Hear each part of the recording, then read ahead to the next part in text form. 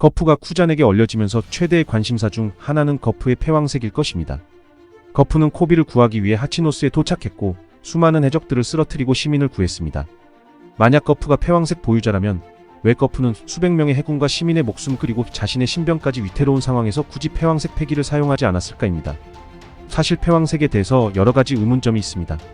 해군 본부에서는 센고쿠가 패왕색 보유자로 유일하며 현재는 폐지된 칠무회 중에서는 행콕과 도플라밍고 이 둘이 유일했다는 거죠. 즉 세계 정부는 패왕색 보유자를 정부의 사람으로 두는 걸 꺼린다고도 볼 수 있습니다.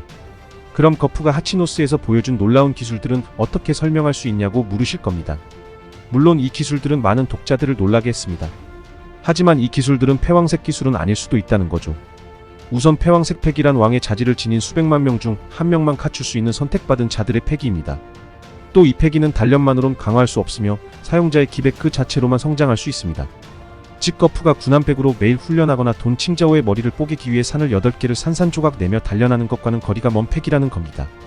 또 거프가 패왕색 보유자가 아닐 수도 있는 이유는 쿠잔과 주먹을 맞교환했을 때도 알 수 있습니다. 이 둘은 주먹을 교환했고 이후 큰 폭발이 일어났습니다. 아마 이 폭발은 갤럭시 임팩트와 같은 폭발이었을 겁니다. 하지만 패왕색 보유자들만의 특권인 하늘이 갈라지는 연출이 없었다는 거죠. 그렇다면 여기서 또 주목할 인물은 바로 드래곤입니다. 아시다시피 드래곤은 거프의 아들이자 루피의 아버지입니다. 그리고 루피는 드래곤과 같은 패왕색 보유자이죠.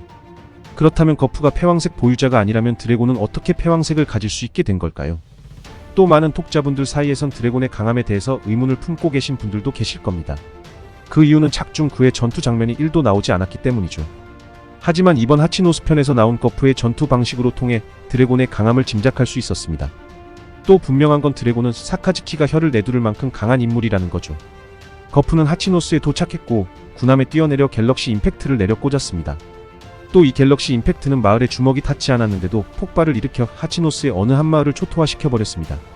마찬가지로 쿠잔과 주먹을 맞교환했을 때도 거대한 폭발이 일어났죠. 물론 이 폭발은 그 어떤 악마의 능력도 아니며 패기로 인한 폭발일 것입니다. 또 이 폭발은 거프가 매일 고집하는 군함백과 연관이 있으며 거프의 아들인 드래곤도 이 훈련 방식으로 어린 시절을 보냈을 가능성이 큽니다.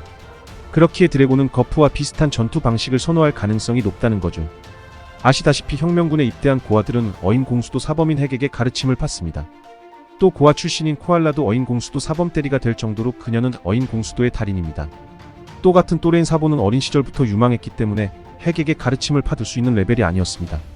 그렇기에 사보는 드래곤에게 직접 지도를 받게 되죠. 그리고 성인이 된 사보는 용족권을 다루는 실력자입니다.